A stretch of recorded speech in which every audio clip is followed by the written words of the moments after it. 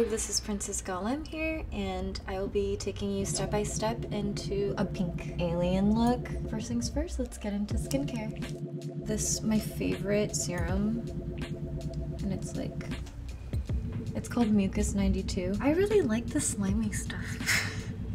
I should have better skin with how much I do, but yeah, I think growing up I saw my mom doing it every morning and night, and I realized that it's more of a ritual and it's like a winding down kind of moment. And when she would do it every night and there's just like one light on her and it's dark, it was just beautiful. Like, I was just like, I want to be like that one day, you know? Also, my grandmother, anytime I try to like use any of these muscles, you know, like when you go like that, she would slap me like that. I'd be in public and she'd just slap me. And no one would know why. The next stage will be prosthetics. I have these. So basically, this alien, she's a bit delusional, but also like might be a genius. She moved to Hollywood to become a big star, and naturally, you move to LA and you get lips, so yeah, here we go. Also, these lip prosthetics were made in Hollywood.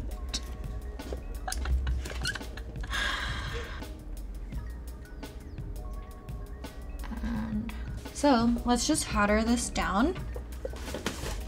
Oh, they're fab. Look at me. I was born in K-Town and I lived with my grandparents and my mother for a little while, but I was raised very religious. In 3rd grade, my parents, I don't know, they decided to join like this Christian cult group, and they had this blog.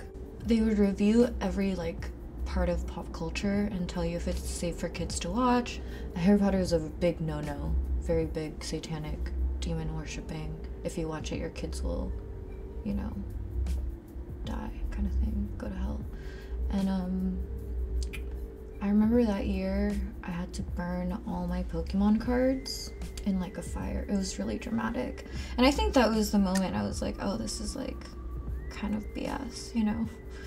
At a young age, I'm like, this isn't what God wants.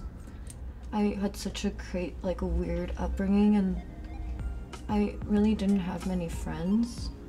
So my mom's always said like, keep your head high, like don't let anyone else's opinion affect the way you see yourself. I think that was a really important thing she taught me. Now we're gonna get into the skin to make the perfect shade of pink.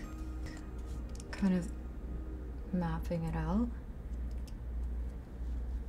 I fell in love with like the underground music scene, and I met so many great people there. I guess they were like the LA club kids, you know, at the time. And I'm like, I had this moment where I'm like looking around and I feel really safe.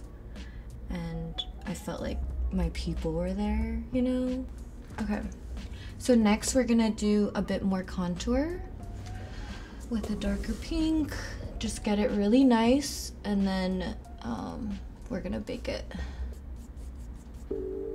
And because my looks are always changing, my mom thinks I'm like on the run or something. Honestly, they've been quite supportive. It wasn't always that way.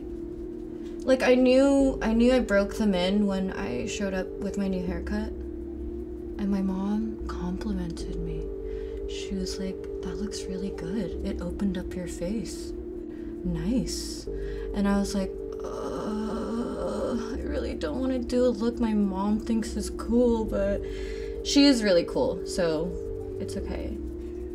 But it took a lot to get there, you know? I actually shaved my head on Instagram Live. I never do live.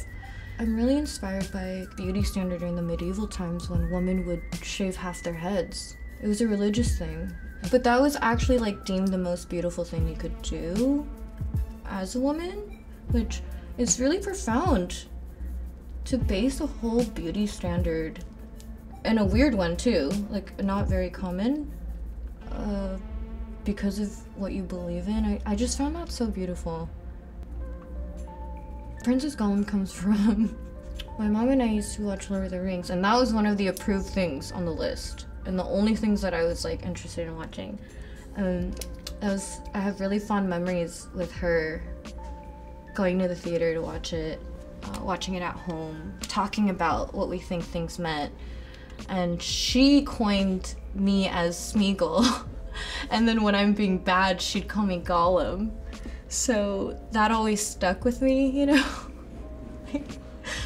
That is so me though. I feel like two very extremes, same level of strength feelings at the same time, and life is just really learning how to deal with both of them and like knowing which way to lean when.